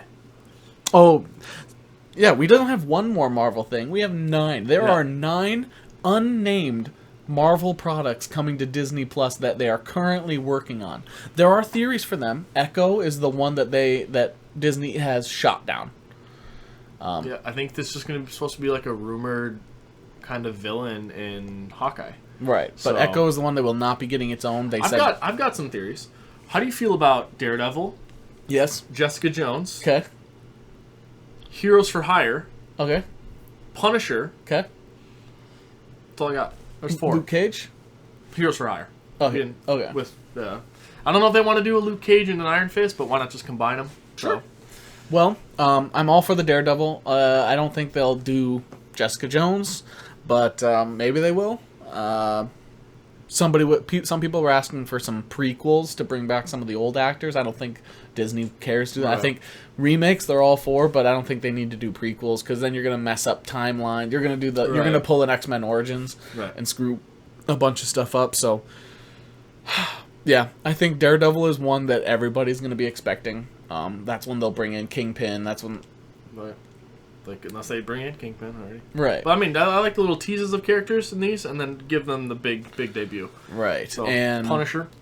Yeah, Punisher would be a good one, except that's another one. You're going to go to Disney Plus and Punisher. If you've seen anything of Punisher season 1 or 2 on Netflix, it is definitely a rated R. But it won't be if it's Disney Plus. It's bloody. Yeah. So, which is like, now that Disney owns Deadpool, will Deadpool, when they come out with Deadpool 3, would Deadpool eventually be put on Disney Plus? I don't know. So if people were even questioning that, I don't think Disney Plus is coming out with rated R stuff. I really wish they would allow it because I mean, yeah, they've said that they've got if there's a corner of the universe that makes sense for rated R, we'll do it. But then they haven't. Punisher and Moon Knight, Blade, they all should be R. Yeah. If you really want to do it right. It's like 3 of them are like Midnight Suns almost. I'm not sure what else the other 9 or so would be. I do think Daredevil's going to be one of them. We could think about that. I don't think it'll be big things like Fantastic Four or Sword. I saw that they did there's rumor that I could do like a Weapon X one, and it would be more so just like kind of the creation of Weapon X and maybe like Wolverine at the end. Or yeah, that wouldn't be bad. Like an X-Men Origins sort of beginning. Yeah, could definitely do an X-Men one, like the School of Gifted Children could be the title. Something similar, so you know it's not like a big deal, but it is like going to be part of it and lead to a bigger project. Yeah, I'm not sure where else they could go. This is kind of off the cuff. I've thought about it for a little while, and I did see some people talking about it on Twitter, but I don't really give too much into Twitter theories. Right. Unless I make them up myself, then I'm all for them. Yeah. But, yeah, there's a few in there I think they could come in. And that is it for Marvel news, I think. I don't think we have anything else. There was a lot of big stuff, a lot of interesting things that I'm actually very excited for. What was your favorite Marvel news? This week? Yeah. I liked getting the still from Hawkeye and the release date more so. And then probably my most disliked was I don't know what they're doing with Miss Marvel now. So I don't want it to get pushed back, but I have a feeling it's going to get pushed back. Delayed? Yeah. My favorite thing is that Ant-Man has begun filming. I'm most excited for that movie, I would say, coming out. It's just one of those ones I'm jacked for. Is Jonathan Majors going to be doing both? Is he going to be in Loki season 2?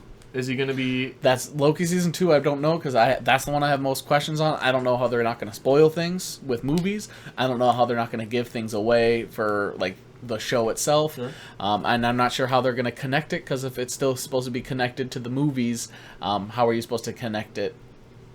Right. And so, but that does mean that it probably could come out in 2022, which I thought the earliest we'd get it is 2023. Takes about a year, do everything. So that is the one I was excited for that as well. And then the thing I was least, I didn't dislike any of it. I was like you, where I was questioning Miss Marvel, but the one I questioned the most was Heimdall, coming back because Okay. I'm confused.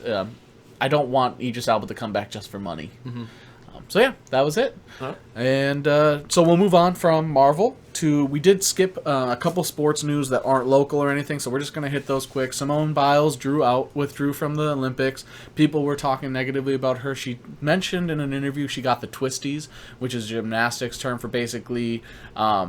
I wasn't sure can't remember what they related it to, but she lost control of her wits in midair. It's very dangerous. People have gotten extremely hurt from it. She got a 1.5 twist through her twist, and she got the twisties, and she decided she needed to withdraw for her mental and physical health. Good for her, and it's too bad considering she's one of the best athletes the United States has ever had. Yeah, outside of Joey Chestnut. But in the Olympics, Yeah. Simone Biles, Michael Phelps, she's up with those people. So, Actually, I'd say that everyone's trying to get to where she's at. She has 5 moves named after her because nobody else can do it. She can physically not get a perfect score because you have to find a flaw with stuff, and it's impossible for her to find a flaw. So they have to probably make one up. You could say she's the best at what she's done. So it's really too bad, but I'm glad she did what she felt was right. And another piece of news that we didn't see. So Quentin Ewers is a high school quarterback. He's currently in his junior year of high school in Texas. Well, in Texas, with the NIL laws, they're not allowing high school players to accept deals for their name, image, likeness. But he's so academically ahead that he only needs to take one class, and then he can also take it online, and then he'd be able to graduate early. So he's thinking about doing that, foregoing senior year of high school, and going to Ohio State this year. Which, in theory, if he did that, he would be able to get drafted in the NFL at 19.5 or 20 as a quarterback.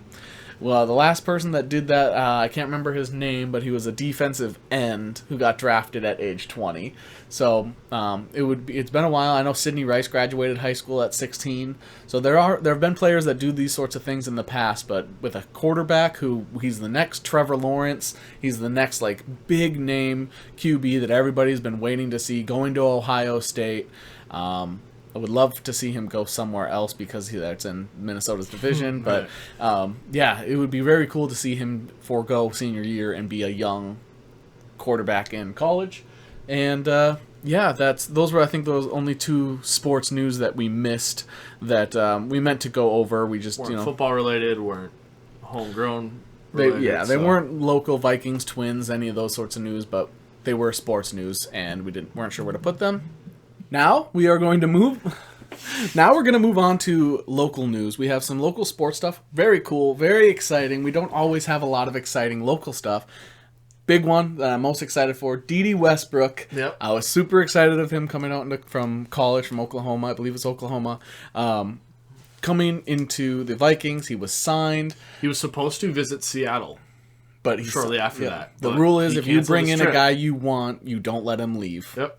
Jadeveon Clowney has shown that. All the places that have signed him, he never left. So, D.D. Westbrook, he came in very excited. He is a solid number 3.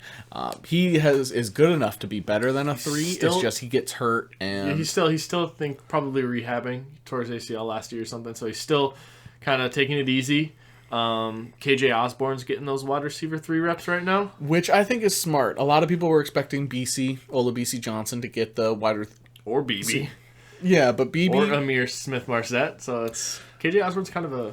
I think BB and BC are both going to see themselves gone. Either BB and BC or BB and KJ Osborne. I think that's why KJ is getting these early reps, because if he doesn't show out, which he showed out today, Kirk showed out to KJ and KJ caught it. Yeah. But if KJ doesn't show out, I think he's gone because he did so poorly last year. He might get put on practice squad because I believe this is his second year, so he's allowed to. But yeah, I could see KJ being moved to practice squad, somebody else take him, but I think BB is probably, if Amir and Dede both do well, I think BB's gone. I think Dede's probably the safe bet for wide receiver 3. Yeah, I think he's the safe bet. Amir Smith-Marset is the closest to the next choice. Yeah. So when you're not even considering two players that have been on the team for multiple years. It was there was that wide receiver from the Canadian Football League that the Vikings had for a couple years. Not Arsenault, but there was another guy more recently. He's still in the NFL. I can't remember his name, but he was another one of those guys. He was on the team for a couple years, didn't live up to hype. Everybody thought they were going to give him another chance, and they didn't. That's just not what the Vikings do. They develop young talent before they keep mid talent. Once you get past that mid threshold, then they'll keep you along as a vet. They tend to Jarius Wright is the exception to that. I think a lot of people are seeing KJ Osborne could have all the kind of tools to be this Jarius Wright. When KJ Osborne was coming into the NFL, my comp for him before the draft was Jarius Wright. Yep. He's got to learn how to return kicks, but he may not have to anymore. We got Amir and Didi are Kene, both great returners. Nwangwu. And Kene. He's who has a 94 speed, which is one of the top speeds for halfbacks. And rookies. Yeah. So, but yeah, Kene is going to probably return. Amir's probably could return. And Didi has punt return experience. So I think that might help KJ Osborne's. Not have to worry about special teams. Maybe change him to like a gunner. Yeah. But yeah, so that was big news. Didi will be wearing number 89. This is another Vikings jersey that I would consider buying. I want to expand my jersey collection. I have my whole jersey collection set right there. Right there. Oh, yeah, right there. I would love to get a jersey from every team. Probably the last team I would get would be the Packers. But if I were to get a Packers jersey, I would either get Rodgers or Adams right now. Okay. But yeah, I want to expand. Jordan Love. Maybe if he does really well, I'll get a Jordan Love one. But I like Aaron Jones, and A.J. Dillon is very funny. He's like a funny guy. So, there's some guys I would consider. Bakhtiari? Bakhtiari's hilarious. Yeah. So there are guys I would get. Jair Alexander's good enough, but I don't know much about him. I try to get players that I like off the field. So I do like Aaron Rodgers off the field. I loved Stephon Diggs. That's why I got a Diggs one. Kuechly. So I try to get those. I want to expand that collection. So D.D. Westbrook's one of those guys. Maybe you'll see me in an 89 jersey in one of these videos. I'll be going to the Browns game this year, so I need a new jersey for the Browns game. Number one break tackle halfback. Yeah, against the number one change of direction back. But yeah, so I would love to get a jersey by then. Otherwise, I'll have to wear my Harrison Smith one. Another piece of Vikings news, Bashaud Breeland today went crazy. He got an interception. He got a pass breakup. He got a pass deflection or something. So he was doing, I mentioned in an earlier episode, Breeland was actually being reported as having a very bad camp and having bad training. Showed out today. He showed out today, which is really good because they were saying that he probably wouldn't even be wide receiver 2 or corner 2 or 3. If he's that good to be wide receiver 2. You need D-backs that can catch. But yeah, so this made Dantzler take third team reps. So Dantzler, who was first team all rookie, being able to have the comfort of not having to take that number 2 spot would be nice. I do think he's good enough to be number 2. That's why he was on our all-starters team. Right. Fun fact, if you didn't see that, check out that episode. Even skip through and check out the all-starters segment. It was a new segment we did. It was very fun to do, and we'll be doing it again. But yeah, I think Cam Dantzler was a great is a great addition to the team, a great corner for the team. But having him be able to be the third corner is really nice. So Breeland, I hope he keeps it up. Some other Vikings news in regards to Vikings D-backs. I believe Jeff Gladney's court decision was today. I don't know the thought about that. I don't know how it turned out, but that's... We'll hear about that. Even if his court decision goes well, I'm not sure we keep him, but I honestly, if Gladney, if it gets over, if he is innocent and we sign him, I would be very interested to see Gladney moved to free safety and have Harrison at strong. I think Gladney's skills, very much like Harrison Hand. He's not a very man-to-man kind of guy. Exactly. That's where Dantzler was better than him. Exactly, and that's why he struggled in the slot. He was trying to learn 2 different positions, slot and corner, and both trying to learn 2 positions as a rookie is difficult. So coming in, not having to worry about slot because of Mackenzie Alexander, Gladney as a number 2, and then Breeland and Dantzler. We go from having a really weak defensive back room. Maybe they package Gladney with somebody else for Xavier Howard. I hope he definitely learns. I hope he definitely learns from what he's gone through, and I hope the judicial system can get it right. Whether he did it or not, justice needs to be served. So hopefully he's innocent, and this is all misunderstanding of some sort, but I'm not sure if that's the case. However, if we have to package him for Xavier Howard, even if he is innocent, I'm okay with that too. Another player off the field an off the field case that had with the Vikings that has been gone its course. Jalen Twyman, the rookie that the Vikings drafted, who was shot multiple times. 4 times. Yep. He is made a full recovery, but he will be out at least 6 to 8 weeks minimum. I think they said 8 weeks minimum. Yeah, on the NFI non-football injury list. He made it through waivers. The Rams were going to bring him in, it sounded like.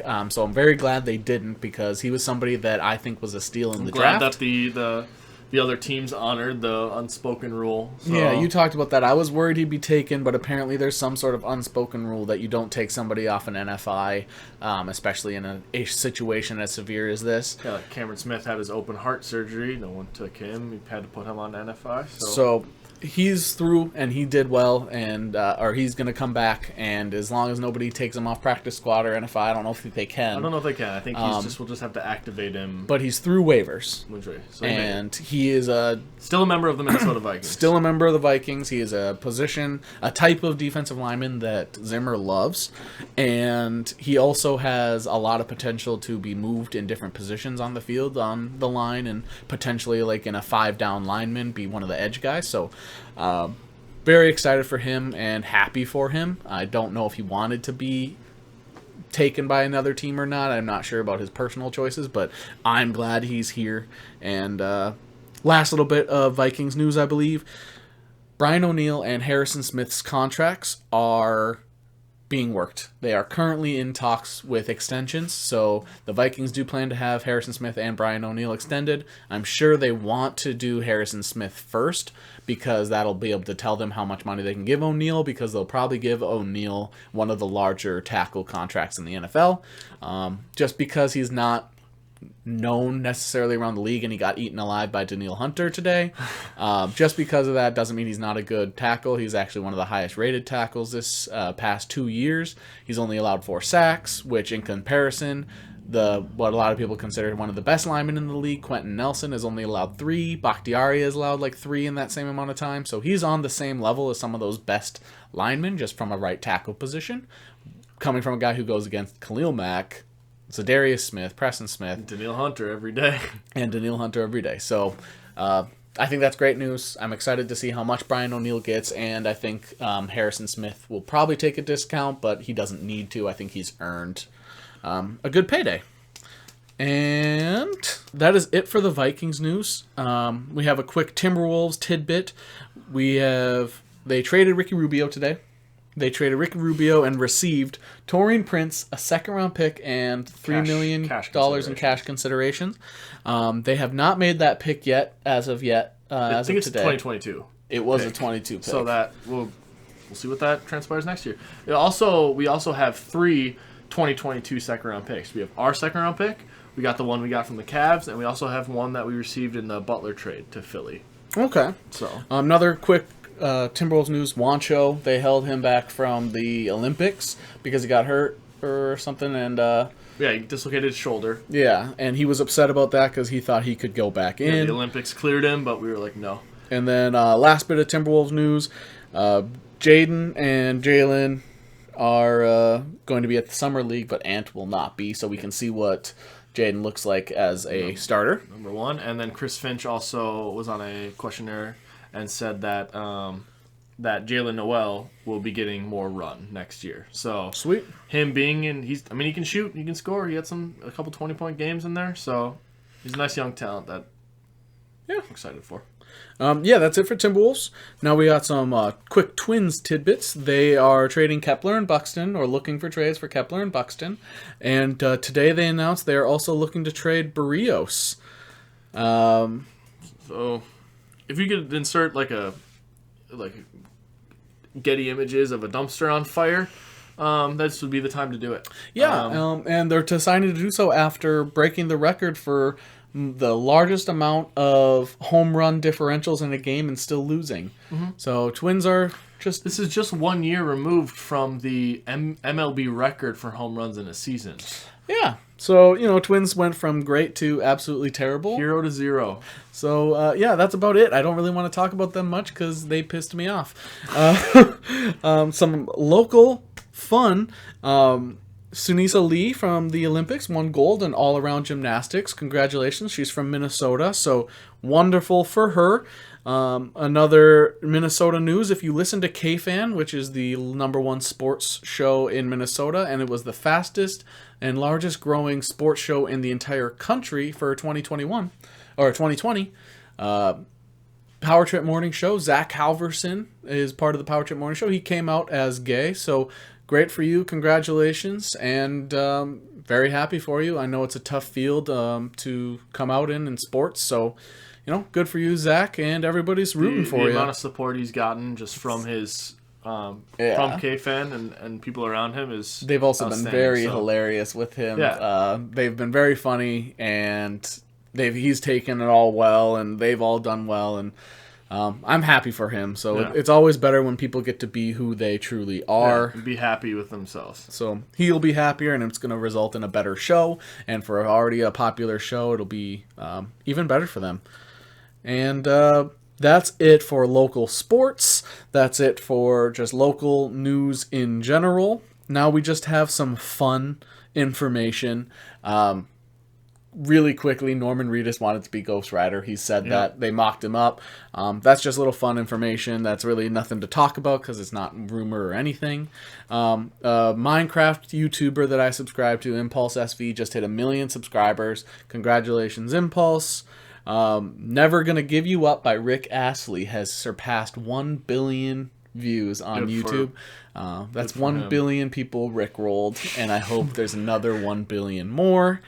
Let's get depressing. Joey Jordison, the drummer from Slipknot, passed away, and he, in my opinion, is the best drummer ever.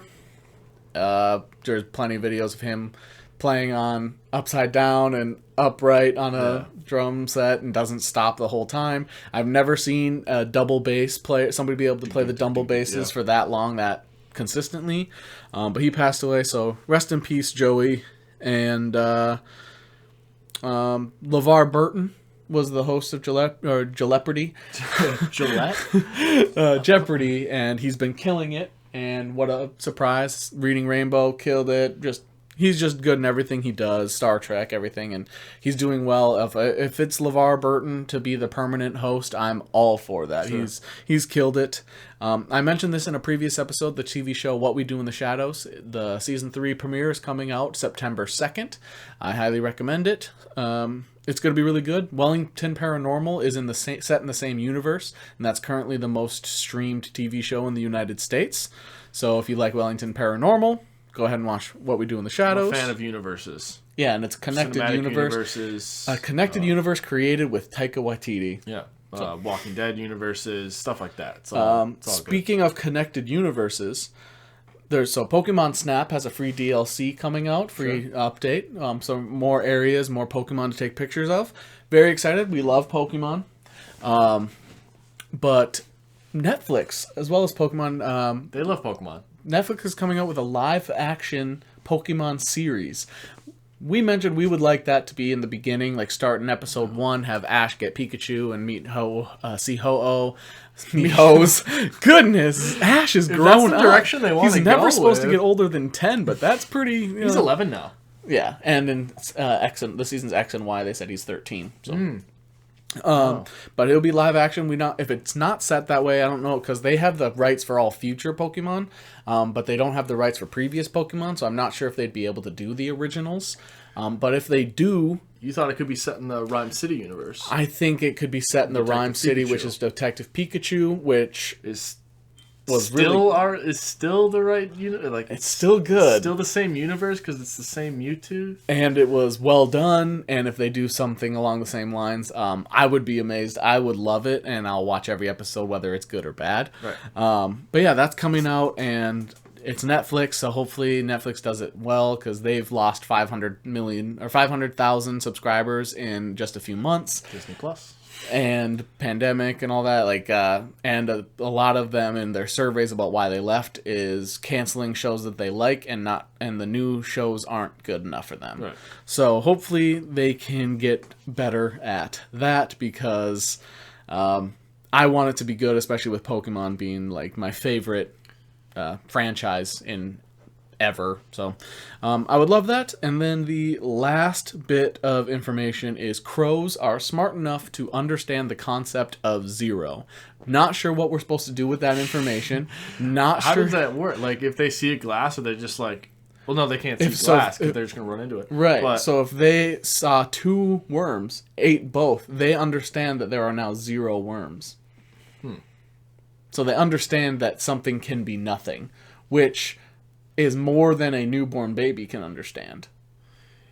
You should get 2 worms and put them in front of my daughter. Your daughter, yeah. And see if she can figure it out. But yeah, and that was it for fun news. In terms of like the fun stuff, I'm most excited for the Pokemon live action. I think that's really cool. And I hope they do just like almost like a no-name trainer, and then just not Ash, just a no-name trainer. Someone we can kind of grow with, and then see his trials and tribulations. Or hers. Going forward. Or hers. With the way Netflix and Disney Plus going, it'll probably be a her. I'm probably fine with that, too. I'm alright with that. Other than that, that's all we got for you. Yeah. This was another long episode. I almost hit the 2-hour mark so almost. far. But yeah, that's everything we got. I really hope you enjoyed. We didn't know how long GGSN was going to go for. But so they were good. They were good. So remember to be on the lookout for them, because I'm sure they'll be back. Yeah. Probably next week even. Richard Little, Peter Smalls. and Peter Smalls. Yeah, they were good. I liked them. They were attractive too. Yeah. But yeah, other than that, all the stereotypical stuff that people skip through and cancel before the video can be over. But like us on YouTube, subscribe, because smash that like we got button. up to a 15. I know we said our goal was 20 subscribers, but we're at 15 now. I'm just as happy with that. Thank you so much for 15 subscribers. That's awesome. We were at 12 after the last one, so I'm cool with Gaming 3. Thank you to the Spotify listeners. There's not as many of you, but we still do think about you. And if you are interested in visuals, feel free to check us out on YouTube, because that's we have some fun editing, and we do like the visuals that we add to it. Sure, where can they find that? That would be youtube.com. Glaziar Gambol is the name. Okay. Yeah, there's been 2 gaming videos so far posted on the Glaziar Gaming, youtube.com Glaziar Gaming channel. There's been a Minecraft and a League of Legends, and there is another one for gaming that should be coming out Monday, potentially another one on Sunday. And there'll be definitely more to come. There's also streaming every night on twitch.tv/Glaziar, which is usually between 7 p.m. and 12 a.m. Obviously not on Thursdays, and the past 2 Wednesdays have been dedicated to preparing for the podcast. So usually Wednesdays a hit or miss, but most other days I always update on Twitter whether or not there'll be a stream and at what time. Usually there almost always is one, so twitch.tv/Glaziar, YouTube, Glaziar Gaming, YouTube, Glaziar Gambol, Spotify, Glaziar Gambol, and twitter.com, Glaziar Gambol. Wow, so consistency. Lots of consistency there. Feel free to check them out. There's also a Glaziar Gaming Twitter, but it's genuinely just retweeting the Glaziar Gaming videos, so there's really no point to see that unless you're only interested in the gaming. Other than that, we really appreciate every one of you. We got a couple more comments on the last one, so even though we didn't hit that 20 subscriber milestone, I'm more interested in that interaction. We got some interaction on the stream. We got some interaction on the channel for the comments. I'll take that over an additional subscriber any day, just because we want to talk to you. We want to hear what you have to say on Twitter, comments, anything. So we want to hear what you have to say. We had a fantasy football question in the comments that was fairly fun to answer. It got me thinking, and it made me realize we need to start talking about fantasy football soon. Other than that, we got a lot of fun stuff coming your way. I'm not going to say there's no Marvel news because there's going to be some. I'm not going to say there's no NFL news yet because there's going to be some. And you'll definitely hopefully see some more GGSN soon. Yeah. What do we got? We're looking to get the membership for that too. Absolutely. Yeah. Other than that, like, we don't have any sort of like anything other than just content for you guys, so, and girls. So really appreciate every one of you from the bottom of our hearts. And just like every time, you can't have no work is handled on the merit of its own. You have to have a fanatical group behind it, and that's you guys. And we wouldn't be able to continue doing this without you and your support. So please keep it coming, because we're going to keep it coming. So thank you so much. GG. GG. See you next time.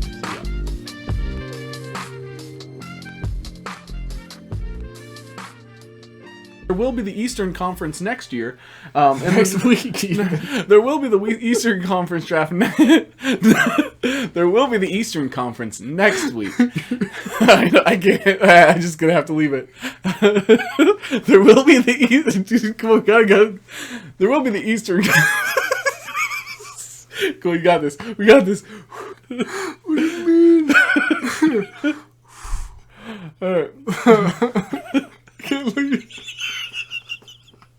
I need duct tape. Oh man. Oh no, this is so dumb.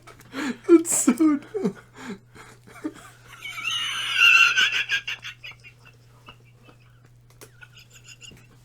He just looked at me and lost